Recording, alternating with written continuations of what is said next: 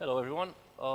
Just out of curiosity, first of all, so I'm assuming that everybody here is a JavaScript developer. How many of you would also identify as TypeScript developers?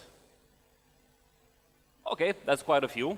So my talk is mainly for the people who also know a little bit of TypeScript. So it's not necessarily an introductory level conversation, but I hope that everybody will get some value out of it. So like Diana said, I'm an active member of Stack Overflow. I answer a lot of questions there. In fact, I'm one of the top answers with regards to TypeScript. Also an active TypeScript contributor. I'm really excited about the next version, 3.7, where we get null coalescing operator, to which I actually contributed implementing that in TypeScript. Also, Stack Overflow says I'm legendary, which is nice, I guess. My talk is going to be, we're going to look at one big question, and we're going to answer several smaller questions to actually get to our final answer. And like I said, those questions are from Stack Overflow, and this is the first one. So the user here wants to create a new type based on an object definition. So what he's actually trying to do is define a schema, right? And this is going to be an object, it's going to be a JavaScript value. And the compiler will infer a certain type for schema. And what he wants to do is actually extract the corresponding interface. So if we were to look at the code, okay. So for example, for a person interface, we have the person, we have name, age, and aliases defined. Each of them are defined as, this is defined as a JavaScript object. And if we actually check out the type of the person schema, which I've copied here below, we can see that, okay, for example, age is actually typed as the number constructor, because in JavaScript, uppercase number, that's what it is, it's the number constructor. For example, for name, we have a more complex object that has type, which is the string constructor, and also a required property, which is Boolean. So the question is, can we actually go from this, the type of person schema, to the interface person we see above without actually having to write it all over again? Okay, so I don't know about you, but when I write TypeScript, I expect the compiler to catch a lot of errors for me. So for example, the first problem that we're going to fix with this particular schema definition is the fact that, for example, if I write here true in quotes, the compiler will not complain. So why won't it do that? Well, let's answer a similar question. Right? Can we enforce a specific key on a property definition? So in the next Stack Overflow question, we see that the user has a definition for something that contains queries, right? A collection, basically a dictionary object, where each key has to have a certain set of properties, has to have parameters, and has to have a SQL. And what they basically want to do is enforce that the structure of these subkeys, of these sub-objects, is consistent across all properties, while also preserving what actual keys he defined. So let's look at how we could do that. So first of all, why doesn't this work to begin with? Well, nothing is telling the compiler anything more about the query's constant, right? Its type is being inferred from the object that we assigned to it. Okay. Now, the first approximation would be to actually add a type annotation. Right? If we add a type annotation in TypeScript, we're telling the compiler that, okay, this is the type of that object. So let's do that. I'm just going to add here the definitions. Right? And we defined an interface, let's call it iQuery, with the appropriate properties. We also defined an object that has an index signature, which is of type iQuery. And then we can use this object, this type, on our variable, iQuery collection. Okay.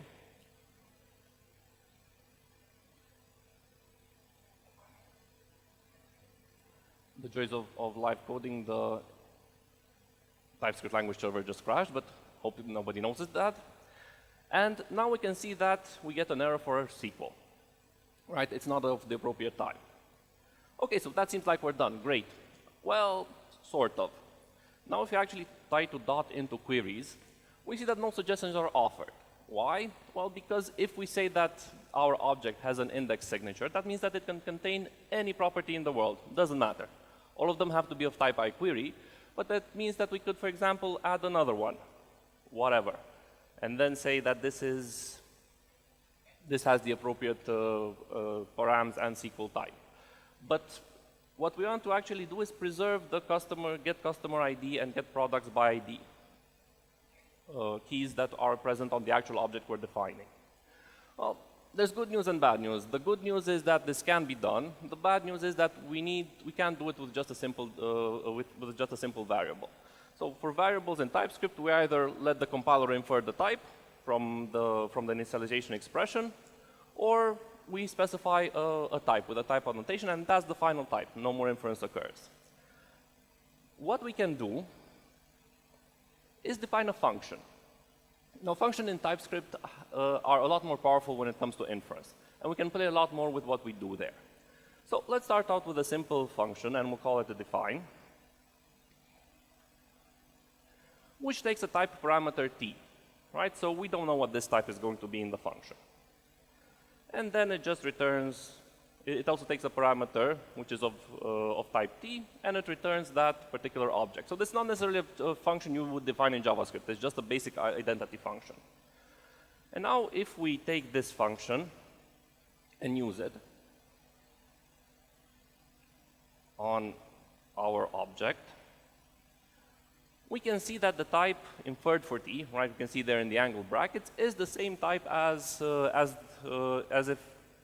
if we let the compiler infer the variable type all on its own, right? And queries is also has the same type now as before, right? And we still get no error. But this is where the fun part comes in.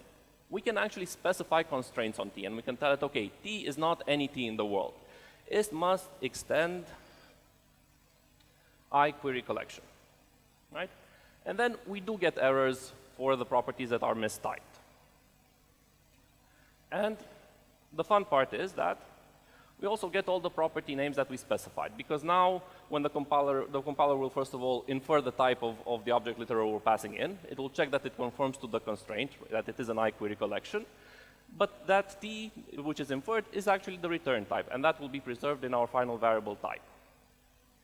So how can we apply this to, to our example here, to our schema definition? Well, quite similarly, we can define the function.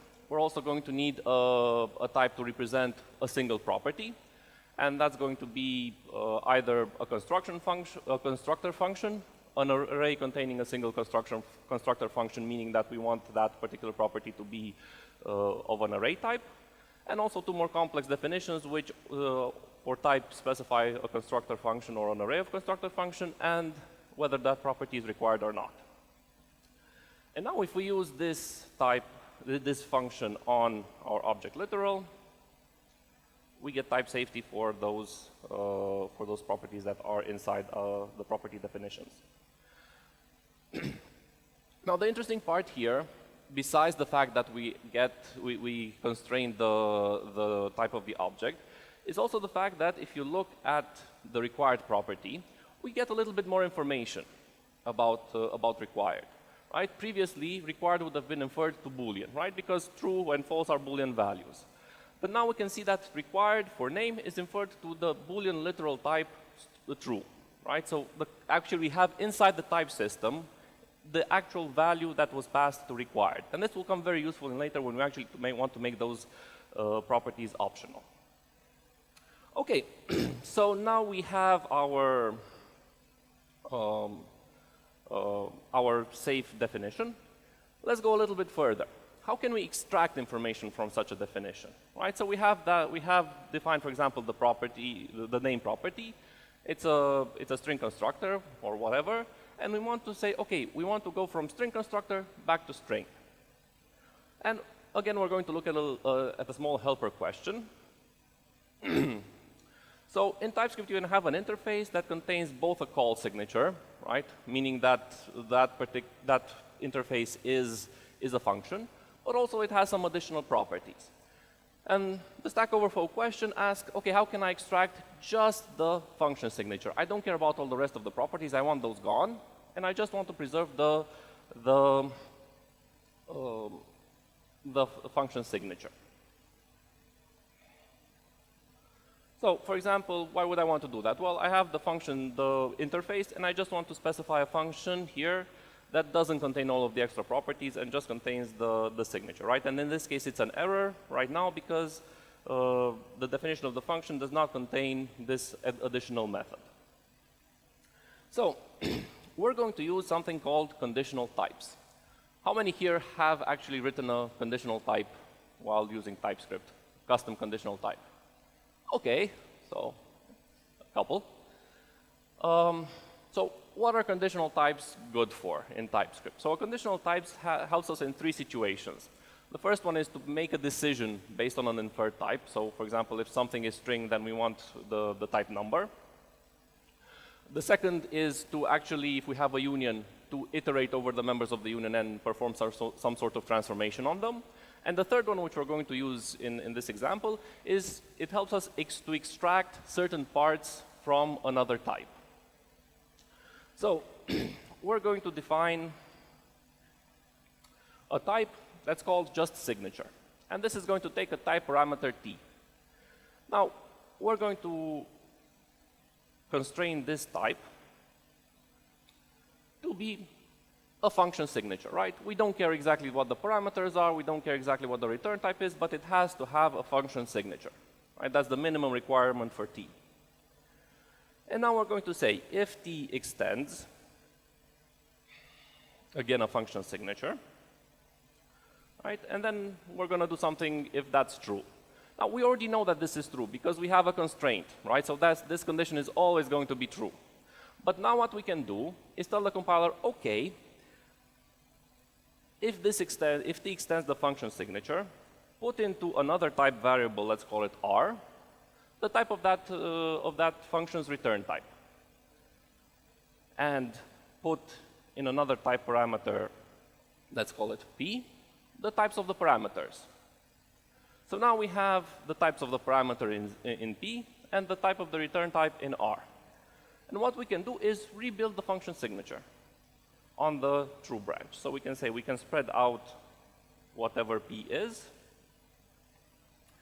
and the return type will be r. And on the else branch, well, we don't really care because that's never going to happen, so we can just use never. Okay. Now, if we use this just signatures here,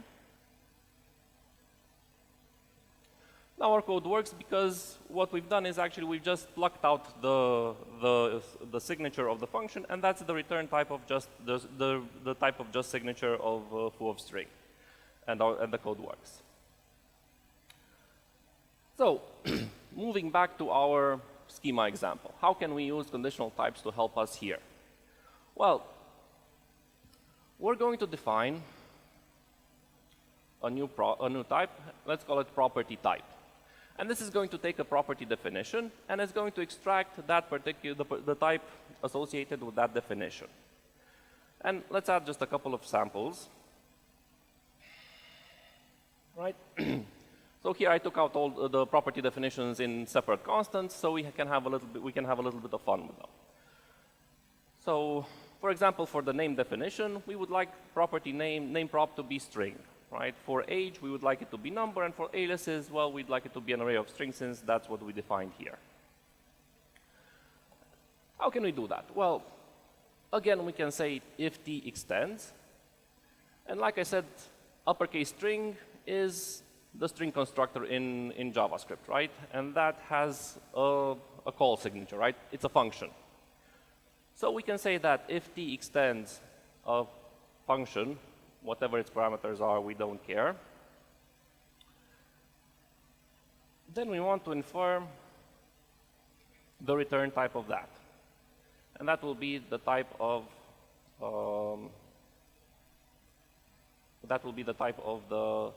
the property. And now if you look, for example, at our simple definition, right, at age, which is equal to the number constructor, we can see that type age prop is actually the number constructor. So we've extracted the return type of the number constructor. Similarly, we can treat all the other cases. So for example, for the array of a constructor function, we can say that we're inferring from the array, and we can say that the return type, okay, is an array of whatever function is type is returned by the function. Similarly, we can treat the more complicated cases as well. We can say that if T has a property called type, and that type is one of these constructor functions, then we also get R an array of R.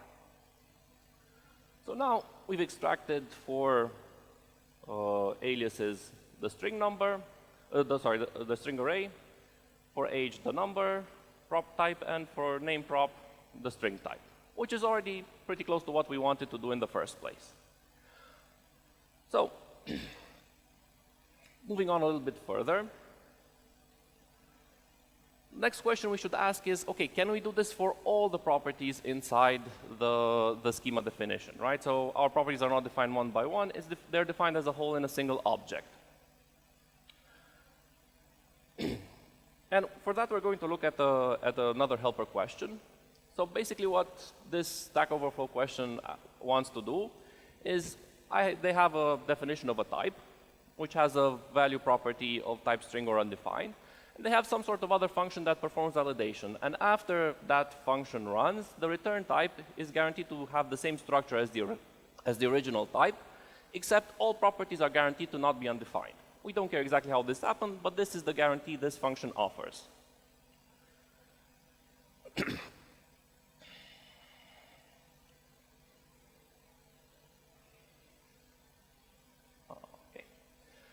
Right, so here we have a simple setup for this question, right? We have an interface validatable. It has a required property that's of type string or undefined, and an optional property that's just of type string. And we can see here that if we try to assign value or optional value to something that's of type string, that can't be done because both of them contain inside them the type undefined. It's a union with undefined. So how can we remove that undefined using a type? Well, Typescript already provides something called required, which is very nice. And what it does, it removes the optionality of all properties from a given type. So if you run required on validatable, we can see that optional value is no longer optional. So it won't contain undefined, so our assignment succeeds for optional value. What it doesn't do is it doesn't remove undefined. So if we explicitly said that the property is a string or undefined, that undefined will still be there. The good news is that required is not magic, right? So it's a mapped type, and we can actually look at this definition. And generally what a mapped type does is it takes a certain set of properties, in this case the properties of T, which we get back using key of T. It iterates over each property, and it specifies the new type for those properties. In this case, is the same type as in T, right? So when we say T of P, we mean the type of P inside the original type T. The only thing that extra it does, it removes the optional modifier using minus question mark. All right, it's a specialized syntax for this.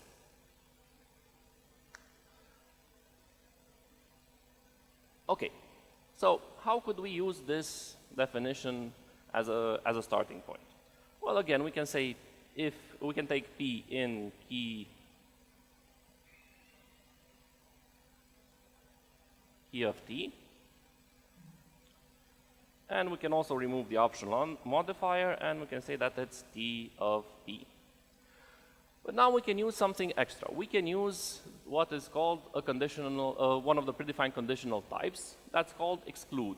Now, exclude takes two type parameters, and basically the first one should be a union, and the second type parameter should be the members of the union that we want to remove.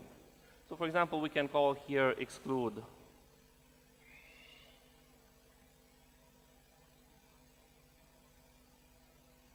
T of P and undefined. And if, again, my language service would actually work,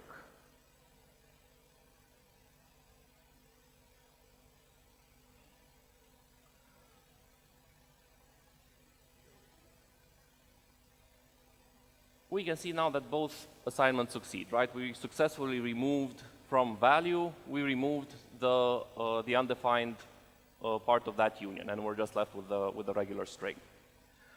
So again, how can this be applied to our original goal? Well, we can create a new type, and let's call it schema to props. And it's going to take an object that contains all of these properties, like, for example, the type of person schema. And we're going to use a mapped type to apply the previously defined conditional type called prop types to all of the properties inside T. So again, we can say P in key of T. And we can say that the new type is going to be prop type of T of P.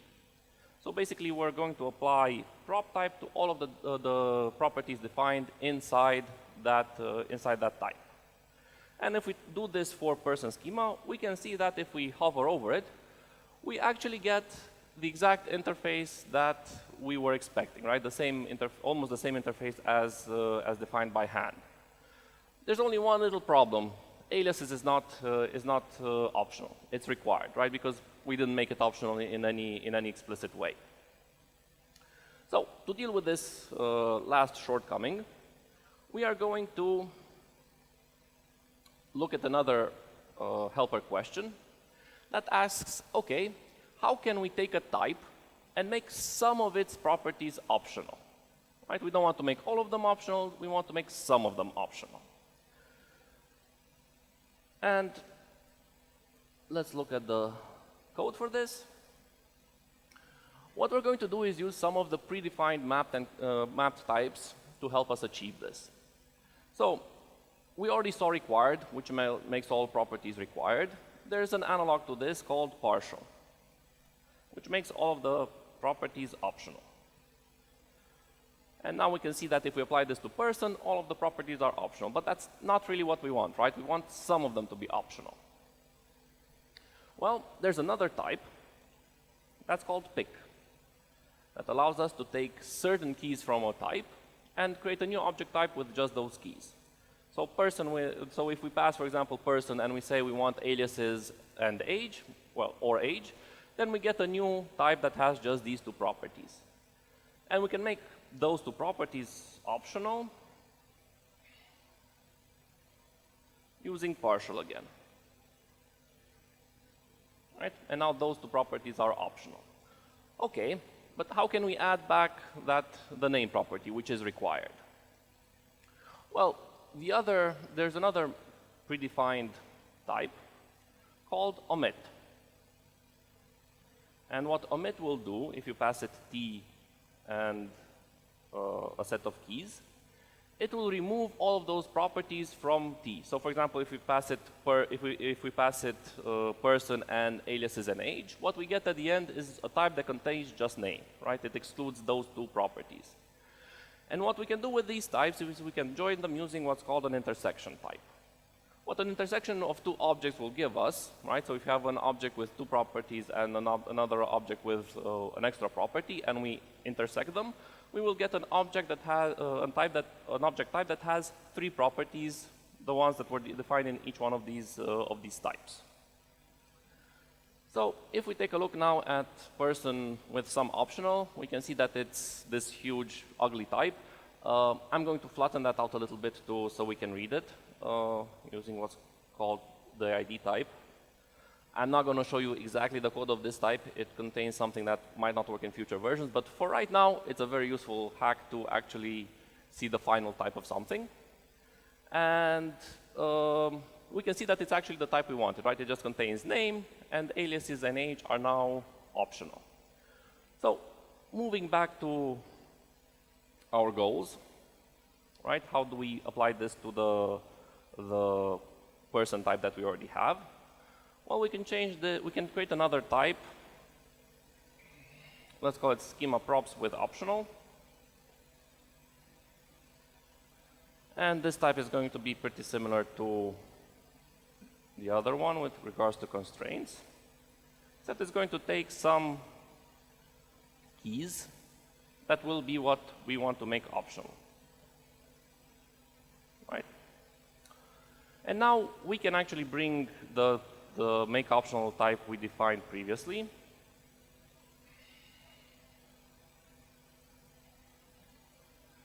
And use it on the result of schema props. So we can say make optional of schema props of the schema, and we can make the properties that we specify as a second parameter optional.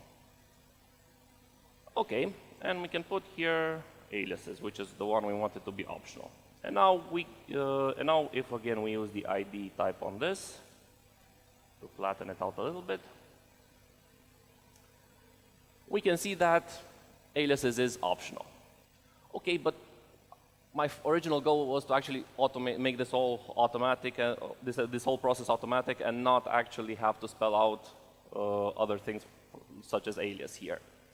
So the question is, how can we extract alias from our original schema definition? Another type which comes up quite often is a type that helps us filter the keys of another type. So for example, we have a type with 4 properties, right? 2 of them are string and 2 of them are in numbers, and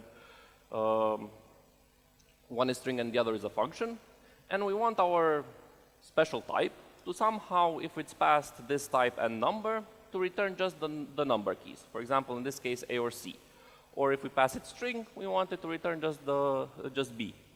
Or if we pass it a function, we want it to return just that particular, just the function key. Now, TypeScript has a way of extracting the keys of a specific type. It's called key of T.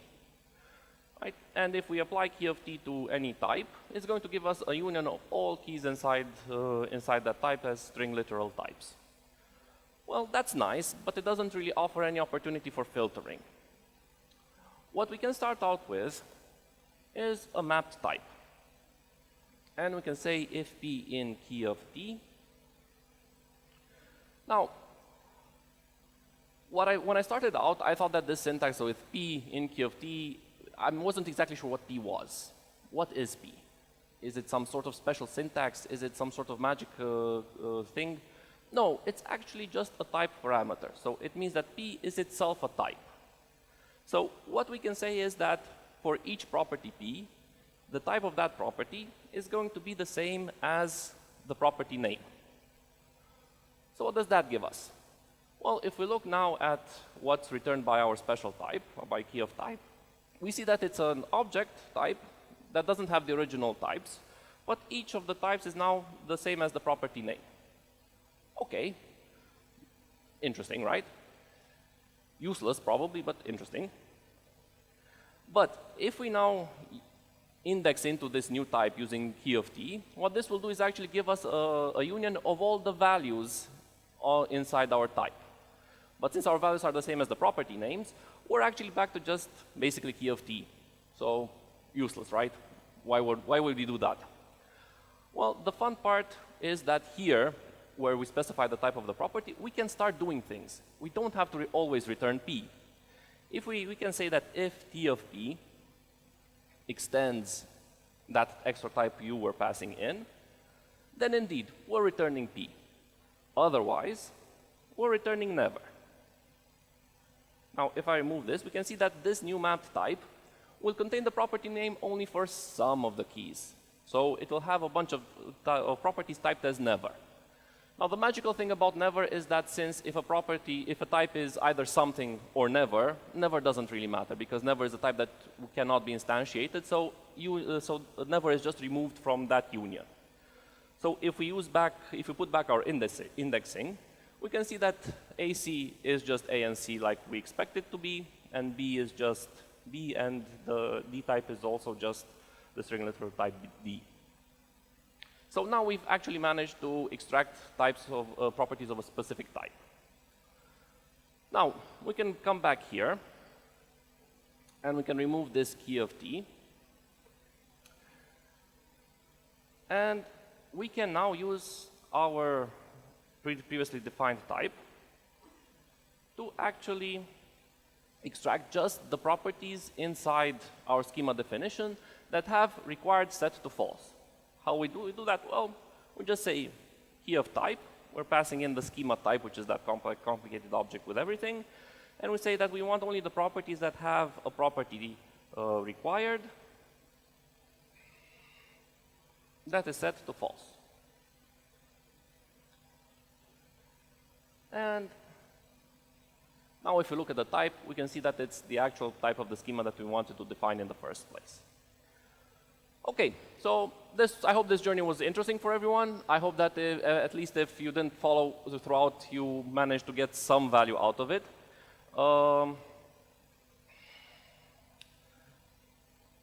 I had another slide with keeping names, but time will not permit that. The problem with this approach is that, for example, you get errors that look like that. If you want to find out how to avoid that, ask me in the break. Thank you, and you will find the code on GitHub, and hope this was interesting for everyone. Thank you.